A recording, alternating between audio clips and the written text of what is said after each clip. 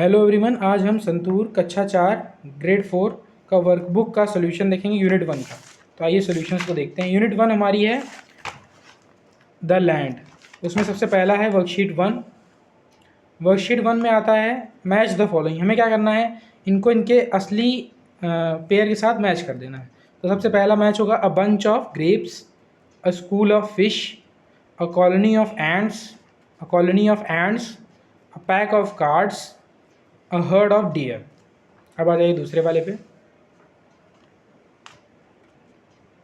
Choose the opposite word for each of the following from the choice box and right in the space given below. हमें क्या करना है, opposite word को देखना है, चुनना है और इसके अपोजिट मतलब इसके जस्ट उल्टा जो वर्ड है उनको लिख देना है।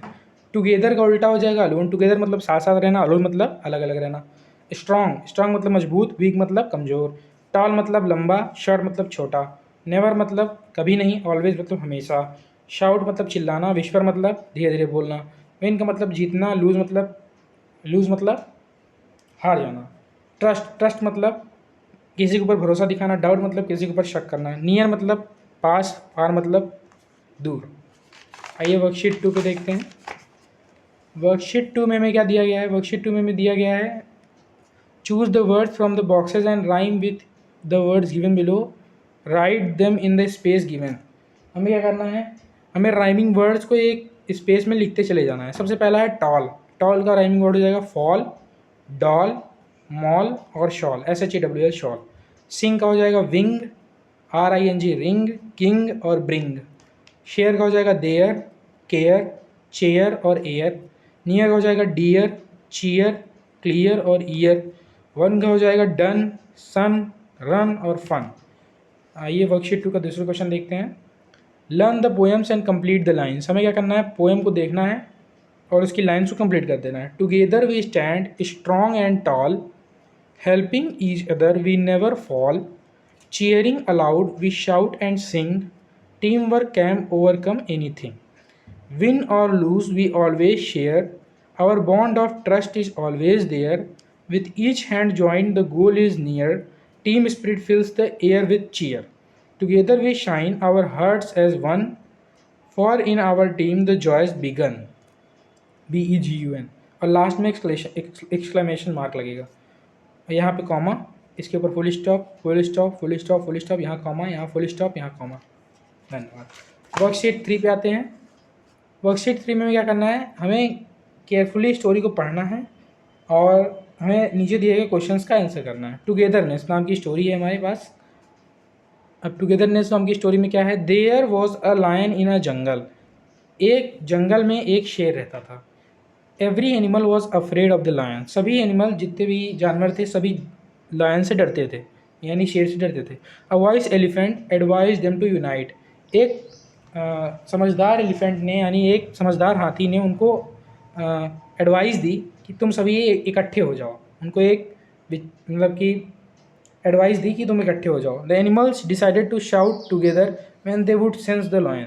तो सभी जानवरों ने मिल के क्या डिसाइड किया, सभी जानवरों ने मिल के डिसाइड किया कि जब हम लॉयन को देखेंगे या हमें आभास होगा कि लॉयन हमारे पास है, शेर हमारे पास है, तो हम सभी एक साथ चिल्लाएंगे। One day when lion came near the pond. एक दिन जब लॉयन पॉन्ड यानी जो पानी पीने का इलाका होता है, पॉन्ड, तालाब वगैरह, तो वहाँ पे जब लॉयन आया, जब शेर आया, तो सभी जानवर लगे उसके, all the animals started shouting. सभी जानवर चिल्लाने लगे। The lion was confuse. Lion confuse हो गया। He was unable to decide from which side the sound of animals was coming. वो ये डिसाइड नहीं कर पा रहा था कि किस तरफ से जानवर की आवाज़ आ रही है। So he could not decide in which direction to attack. तो वो ये डिसाइड नहीं कर पा रहा था कि किस डायरेक्शन में वो अटैक करे। And he went back to his den। वो अपने गुफा में वापस चला गया। The story teaches us that unity brings strength. हमें इस स्टोरी से क्या मिलता, हमें इस स्टोरी से क्या समझ में आता है, हमें इस स्टोरी से ये समझ में आता है कि यूनिटी के साथ स्ट्रेंथ आती है। मतलब यूनिटी अगर एकता है, एकता में शक्ति होती है। नाउ इस स्टोरी को पढ़ने के बाद हमें कुछ क्वेश्चंस के आंसर करने हैं, जो कि इस प्रकार है। Who advise animals to unite against the lion. Lion के खिलाफ इकट्ठा होने के लिए किसने जानवरों को सुझाव दिया। Answer, a wise elephant advise the lions to unite. एक समझदार हाथी ने सभी जानवरों को इकट्ठा होने के लिए कहा। How did animals confuse the lion, animals ने लॉयन को कैसे कन्फ्यूज़ किया। Answer, when the lion came near the pond all animals shouted together, जब लॉयन पॉन्ड यानी तालाब के नज़दीक आया सभी एनिमल्स चिल्लाने लगे। Question number 3, what did the lion do when then, तब लॉयन ने क्या किया। The lion went back to his den, lion अपने गुफा में वापस चला गया। Question number 4, what lesson do you learn from the story, आपने इस स्टोरी से क्या सीख ली। The lesson learn is that unity brings strength, हमने लेसन सीखा कि यूनिटी में, एकता में शक्ति होती है। आइए वर्कशीट 4 पे चलते हैं।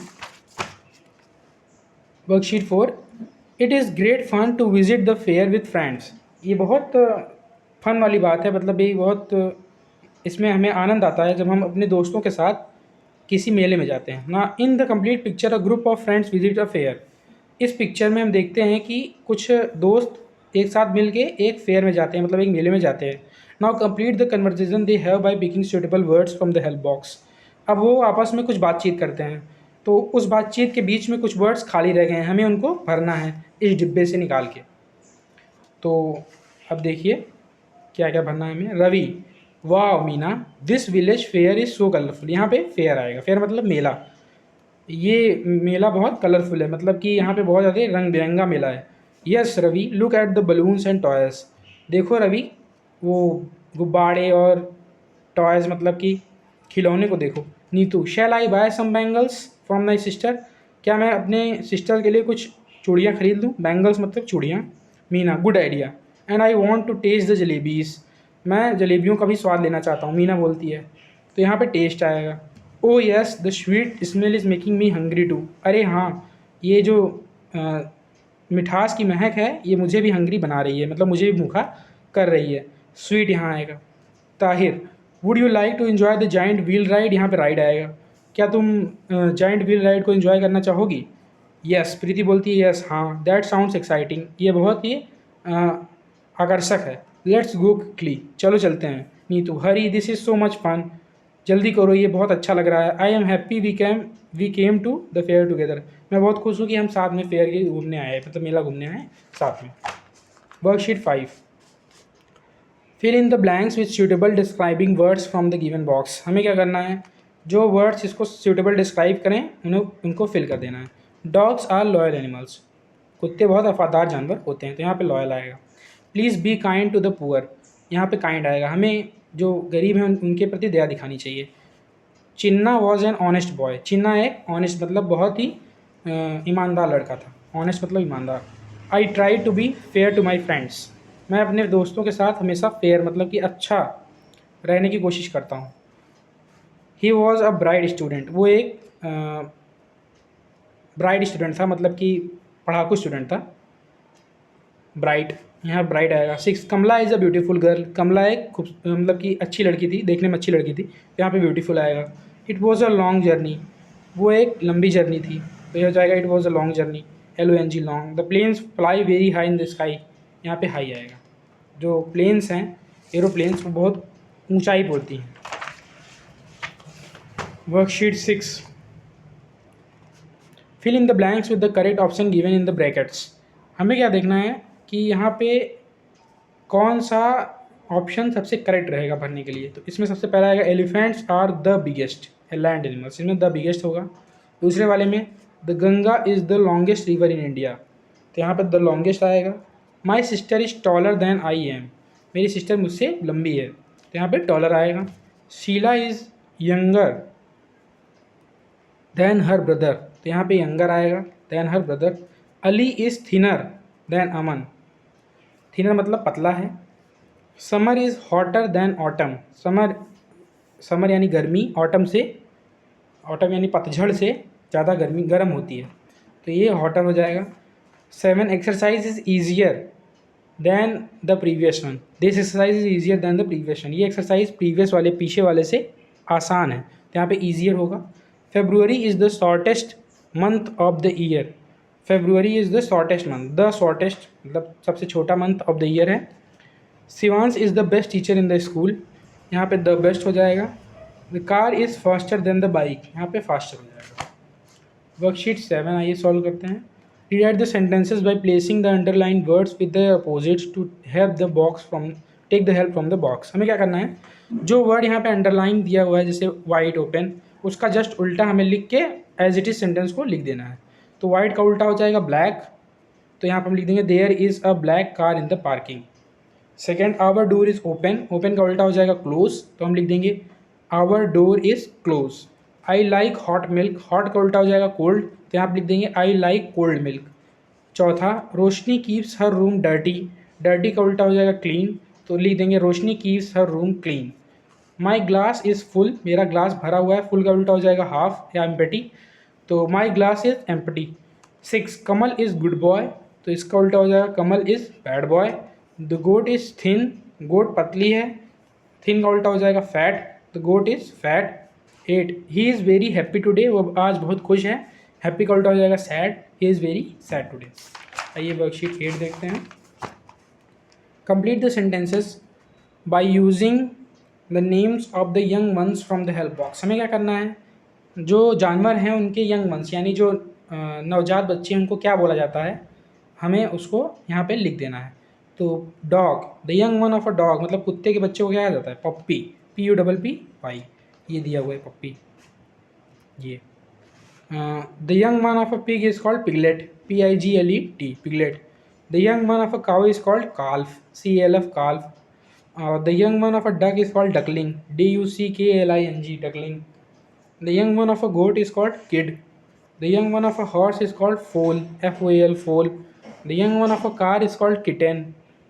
Cat, cat मतलब बिल्ली के बच्चे को kitten कहा जाता है। Horse यानी घोड़े के बच्चे को FOAL, foal कहा जाता है। Goat यानी बकरी के बच्चे को kid कहा जाता है, KID, kid. The young one of a cat is called kitten. The young one of a sheep is called lamb. Sheep यानी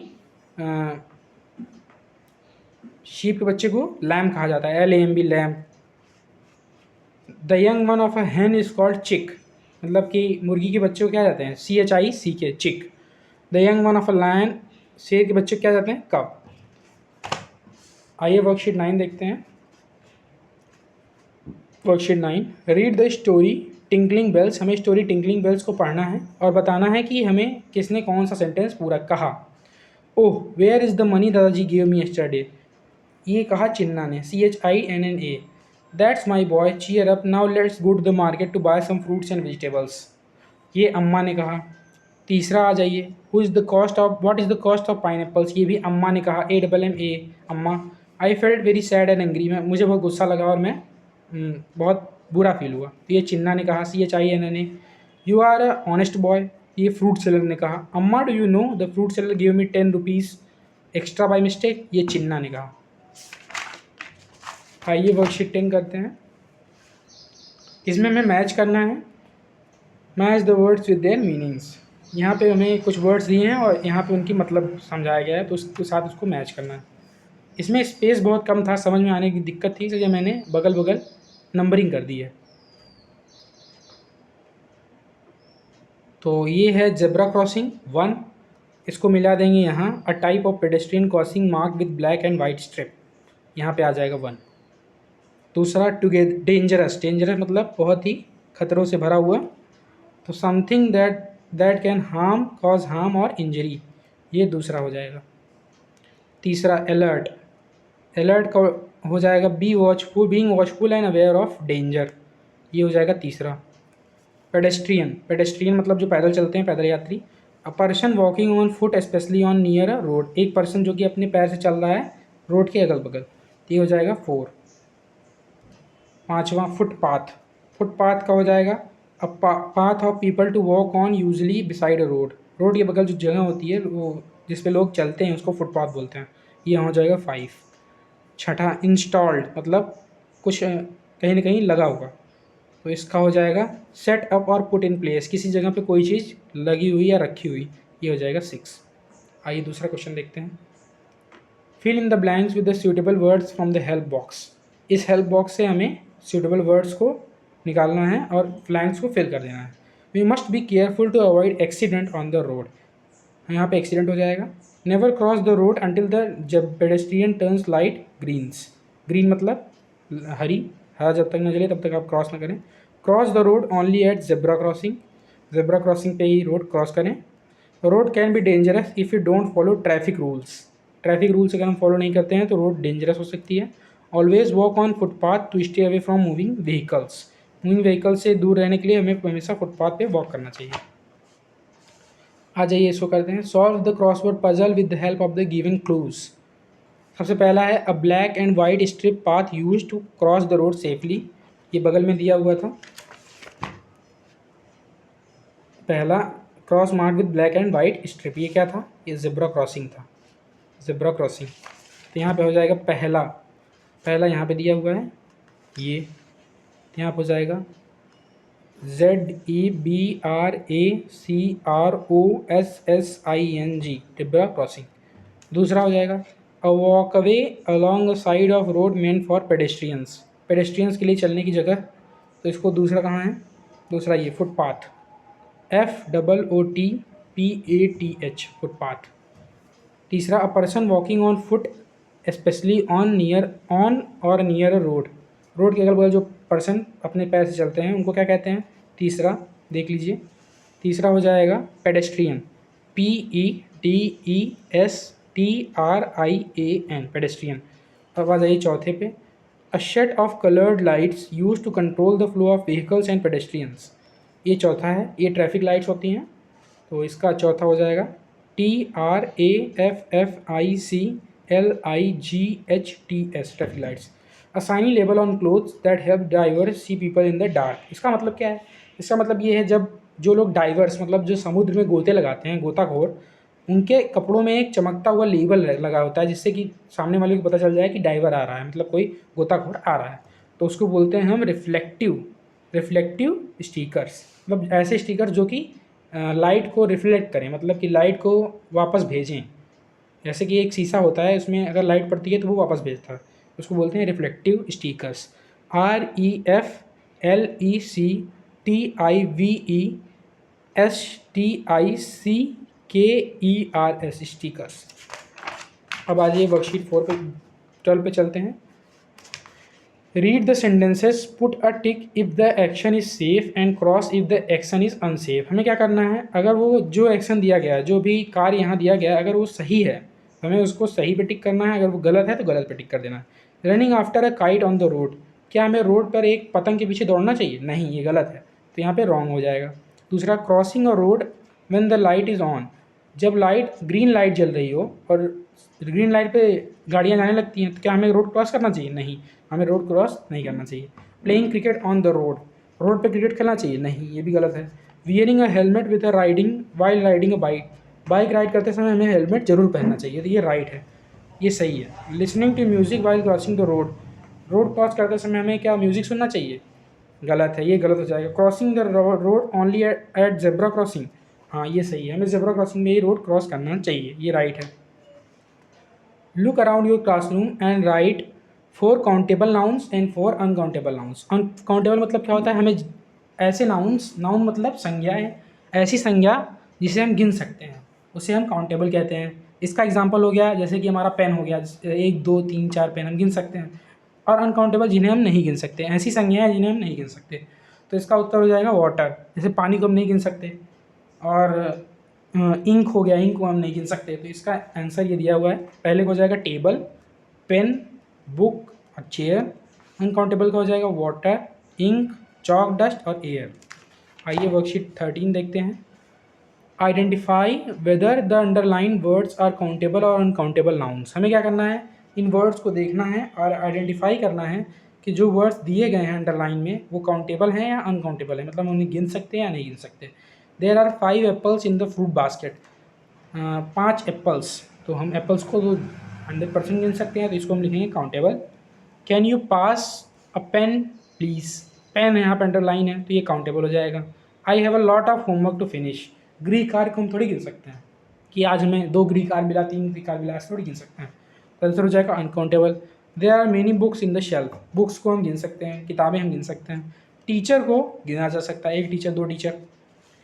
दूसरा क्वेश्चन आ जाइए, choose the correct option, how many and how much. How much मतलब कितना ज़्यादा, how many मतलब ये भी how many मतलब कितने, मच हमेशा अनकाउंटेबल के साथ लगता है जिन्हें हम गिन नहीं सकते। मेनी हमेशा काउंटेबल्स के साथ लगता है जिन्हें हम गिन सकते हैं।